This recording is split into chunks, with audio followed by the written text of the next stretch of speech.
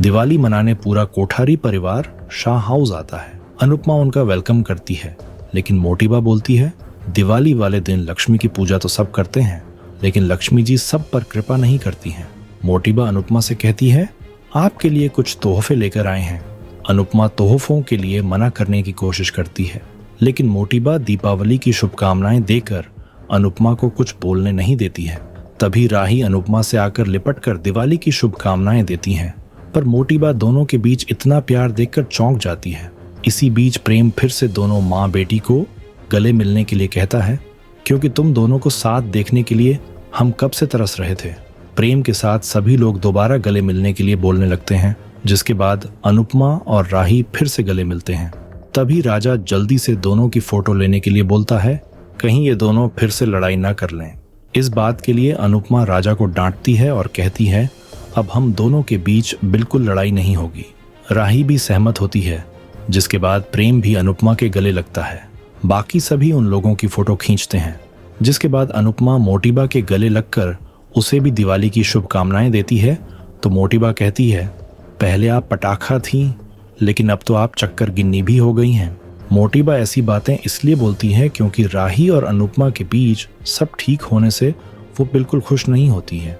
लेकिन अनुपमा भी मोटीबा को करारा जवाब देती है, आप पहले भी रॉकेट थी और अब भी रॉकेट हैं। कोई भी बात हो, आप उसे सीधा आसमान तक पहुंचा देती हैं। इसी बीच ईशानी राजा के सामने खुद को दिखाने की कोशिश कर रही होती है। वहीं माही की आंखें गौतम को ढूंढती हैं, तो मीता ये सब नोटिस करती है। अनुपमा पराग को शुक्रिया अदा करती है, आपने मेरी गैर हाजिरी में दोनों परिवारों का ध्यान रखा और भारती के ऑपरेशन में भी आपने बहुत मदद की, उसके लिए बहुत बहुत धन्यवाद। तभी मोटीबा ताना मारती है, आप इतने लंबे समय के लिए गई थी तो किसी न किसी को तो करना ही था, आपका बिना जिम्मेदारी के मन कैसे लग जाता है। तभी लीला ताना मारती है, आपका रिश्तेदारों के बिना मन कैसे लग जाता है, आपके इतने बड़े घर में कोई भी रिश्तेदार क्यों नहीं आता। मोटीबा हैरान होती है। अनुपमा समझाती है, सब ठीक होगा। तभी गौतम वहां आता है तो अनुपमा चौंक जाती है। लीला बोलती है, क्या आप लोग इस रावण को जलाना भूल गए थे। जसप्रीत बताती है, अनुपमा को बता दिया था गौतम कोठारी हाउस में है, लेकिन ये पता नहीं था ये यहाँ भी आएगा। अनुपमा सबको बैठने के लिए कहती है। मोटीबा बताती है, प्रेम ने बाबूजी का बहुत ख्याल रखा, काश अंश भी ऐसा होता तो प्रेम को नहीं आना पड़ता। प्रेम ने आपका घर संभाला और गौतम जी ने बिजनेस संभाल लिया। गौतम जी ने हमारे बिजनेस में चमत्कार ही कर दिया है। तभी अनिल बोलने लगता है, गौतम ने तो सच में चमत्कार ही कर दिया, लेकिन गौतम ये चमत्कार अपने बिजनेस में क्यों नहीं कर पाते।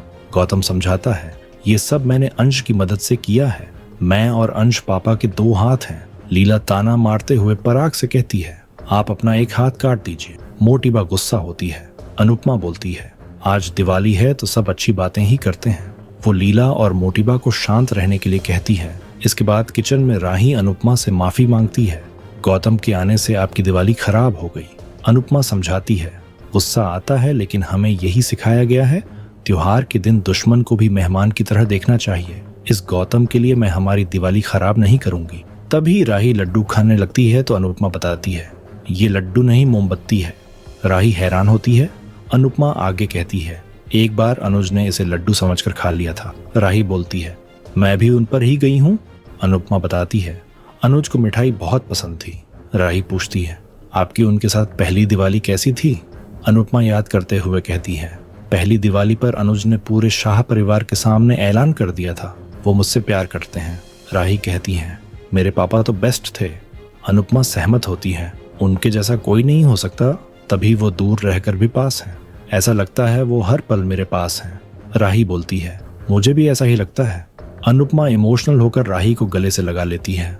दूसरी ओर माही गौतम से माफी मांगती है, सब आपको इतने ताने दे रहे हैं। गौतम कहता है, कोई बात नहीं, मैंने काम ही ऐसे किए हैं।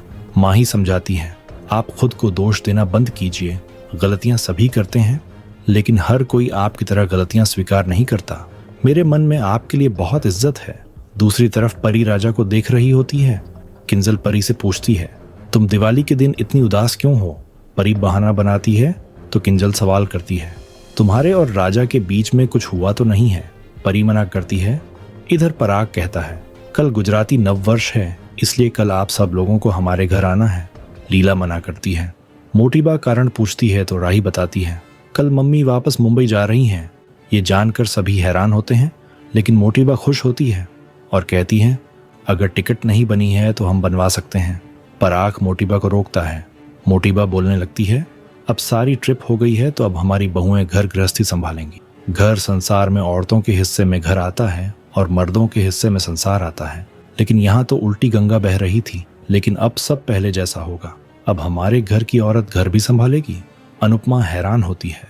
मोटीबा अनुपमा से कहती है, आप अपनी बेटी की चिंता बिल्कुल भी मत करना, उसका ध्यान रखने के लिए हम सब हैं। आप बिना चिंता के जाइए और वहीं रहिए, दूरी से तो प्यार बढ़ता है। अचानक देविका आकर बोलती है, आप भी अपने परिवार से दूर चली जाइए। देविका को देखकर अनुपमा बेहद खुश हो जाती है और दोनों गले मिलती हैं। देविका सभी से मिलती है और सबको दिवाली की शुभकामनाएं देती हैं। देविका मोटीबा से कहती हैं, आपका भी अपने परिवार से प्यार बढ़ना चाहिए। बताइए, आपकी कहाँ की टिकट बनाऊं? सभी को हंसी आती है। देविका मोटीबा की बोलती बंद कर देती है। मोटीबा कहती है, ये तो हमने ऐसे ही बोल दिया था। देविका समझाती है, आप तो सोच समझकर बोला कीजिए। कई बार अपनी बात ही लौटकर वापस आ जाती है। इसके बाद देविका जया को बुलाती है। जया अनुपमा से मिलती है। सभी जया से मिलते हैं और खुश होते हैं। जया देविका को मम्मी कहती है तो देविका अनुपमा को बताती है, मैंने जया को गोद लेने का फैसला कर लिया है।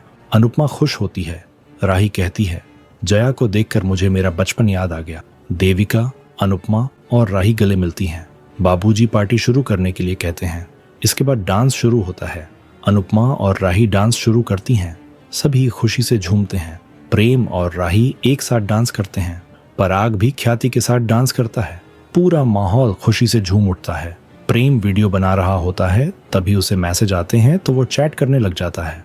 अनुपमा देविका को देखती है तो वो तुरंत उससे पूछती है। देविका कहती है, मैं ठीक हूँ, तुम मुझे बताओ, जब मैं यहाँ आई थी तो सब उदास क्यों थे? अनुपमा बताती है, मैं मुंबई जा रही हूँ, अब यहाँ सब ठीक है, इसलिए मैं मुंबई जाकर नई शुरुआत करूंगी। देविका अनुपमा से सहमत होती है। तुम्हें अब अपने बारे में सोचना चाहिए। दूसरी तरफ तोशु ईशानी और राजा को नोटिस करता है। प्रार्थना माही को नोटिस करती है और अंश से बोलती है, माही गौतम से इतनी खुश होकर क्या बातें कर रही है? अंश पूछता है, क्या तुम्हें जलन हो रही है? अंश नाराज होकर चला जाता है। इधर प्रेम को कॉल आते ही वो भी चला जाता है। राही प्रेम को नोटिस करती है। अनुपमा सोचती है, यहाँ तो सब ठीक है, इसलिए कल से मेरी नई जिंदगी और मेरा नया सफर होगा। अगले एपिसोड में दिखेगा गोवर्धन पूजा के दौरान माही गौतम के करीब जाने की कोशिश करती है। मोटीबा अनुपमा से कहती है, आप बिना डरे मुंबई जाइए, यहाँ की चिंता मत कीजिए। अनुपमा बोलती है, बच्चों को जब माँ की जरूरत पड़ेगी तब माँ को आना ही पड़ेगा। इसके बाद अनुपमा माही और गौतम को साथ में देखती है तो हैरान होती है। प्रार्थना बताती है, माही गौतम के जाल में फंस चुकी है, अब आप ही उसे बचा सकती हैं। अनुपमा परेशान हो जाती है।